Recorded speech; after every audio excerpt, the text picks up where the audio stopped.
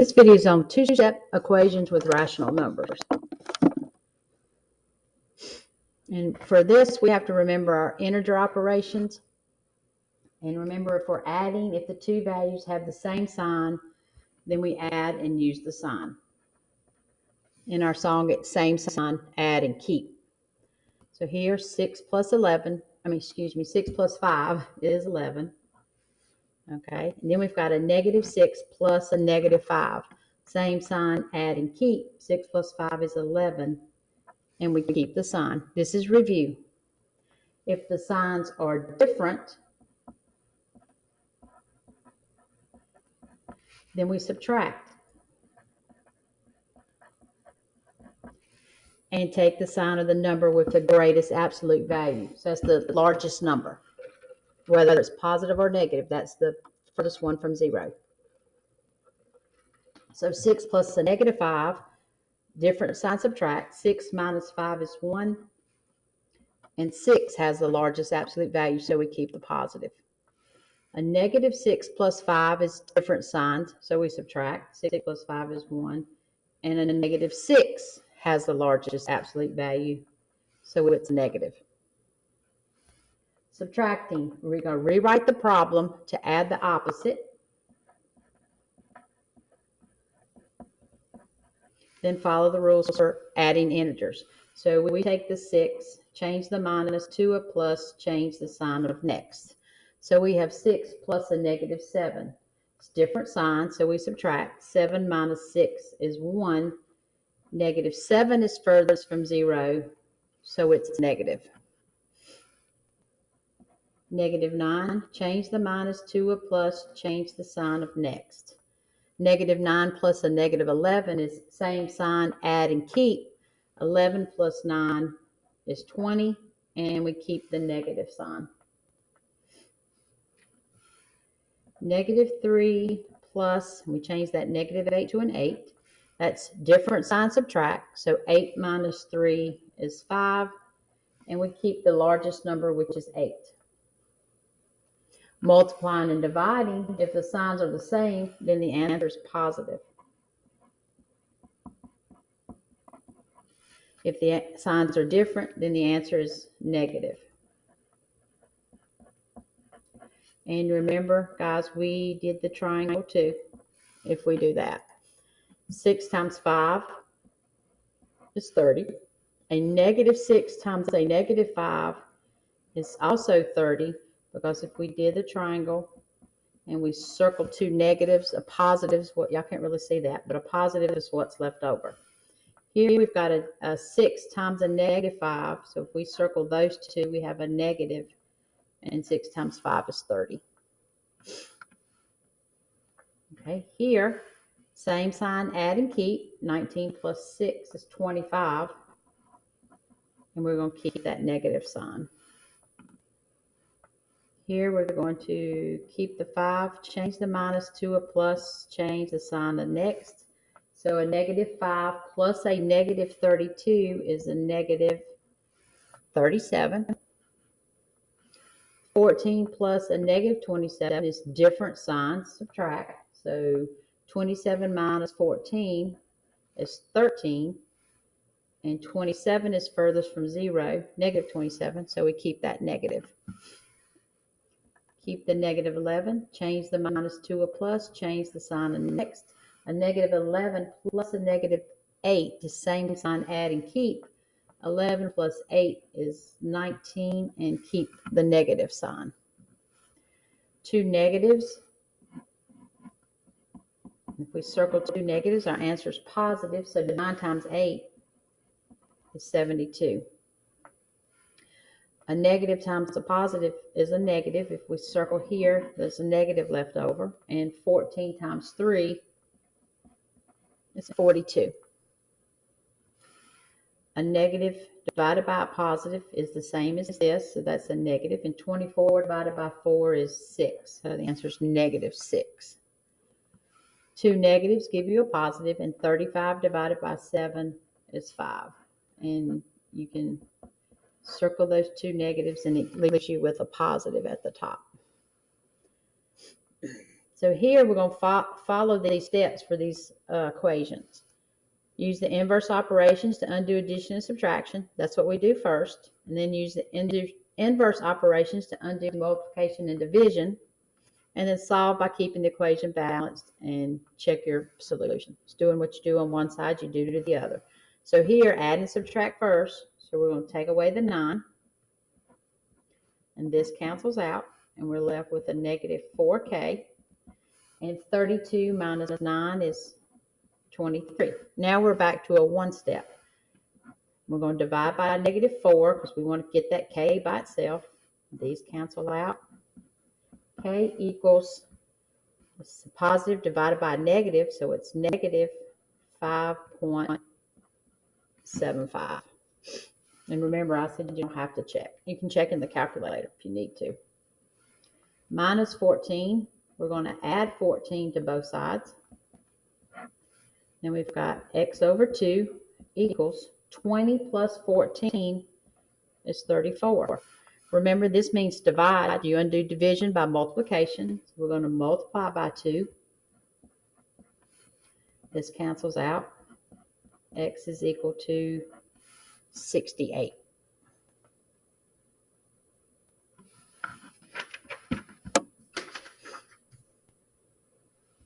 Here, 3x plus 8 equals negative 10. We're going to subtract 8 from both sides. It cancels out. Then we're left with 3x equals a negative 18. All right, we're going to divide by 3. X equals negative 6 because a negative divided by a positive leaves a negative. All right, negative 1.5x minus 9 equals 15. So we're subtracting 9, so we're going to undo it by adding 9. Cancel that out. We've got a negative 1.5x equals 15 plus 9 is 24. And remember, our objective in equations is to get the variable by itself. So we're going to divide by a negative 1.5 here. This cancels out. And x is equal to a negative 16. 24 divided by 1.5 is 16. And a positive divided by a negative is a negative. X over 6 plus 7 equals negative 11. So we go minus 7. That cancels out. We've got x over 6 equals 4. Nope, that's a negative 18. Sorry. All right, this is division. To undo division, we multiply. So we're going to multiply each side by 6. This cancels out. A positive times a negative is a negative. And 18 times 6 is 108. 2/3 x plus 20 equals 30. So we're going to minus 20 from both sides. This cancels out. You got 2/3 x equals 10. This is division. Divide fractions. We multiply by the reciprocal. So we're going to multiply by the reciprocal. This cancels out. We're left with x equals 30 over 2, which equals 15. Remember, fractions, you just multiply straight across. Negative 2x plus 7 equals negative 32. I'm going to subtract 7 from both sides. We've got a negative 2x equals a negative 39. We're going to divide by a negative 2. A negative divided by a negative is a positive, and 39 divided by 2 is 19.5. X over negative 2 minus 15 equals negative 35. So we're going to add 15 to both sides. Remember, we do add and subtraction first. Then we have x over a negative 2, and a negative 35 plus 15 is a negative 20. We're constantly using our integer rules. This is divide, so we're going to multiply by negative 2 on both sides. This cancels out, and x equals 40. Negative times a negative is a positive.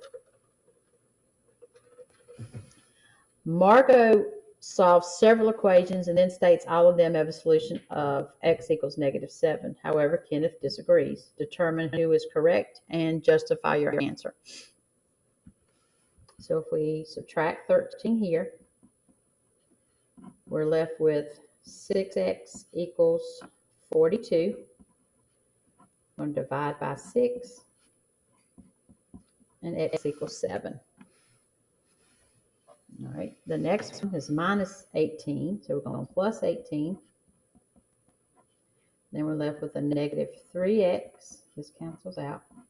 Negative 3x equals 57, I think, 19, 17. And divide by negative 3. X equals a positive divided by a negative is a negative.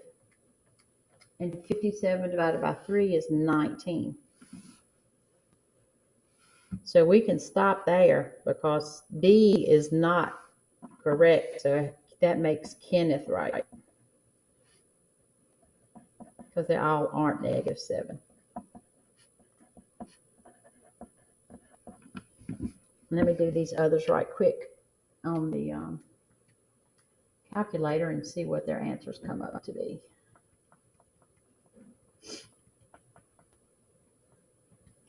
So we got 2x plus 28. This one is -7.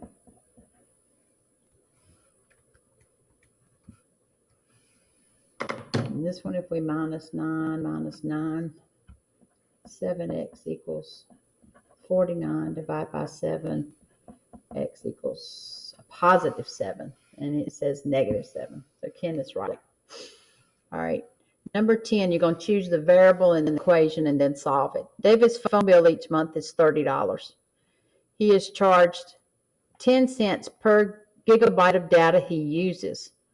If his phone bill in July was $42, how many gigabytes of data did he use? So he has $30 his monthly bill, $10 per gigabyte, and his phone bill was $42. And then the question says, how many gigabytes did he use in July? Well, you don't know how many gigabytes, so that's where your x comes in. So we have 30. The variable is going to be x, which is the number, I'm abbreviating number, the number of gigabytes, because we don't know how many he used.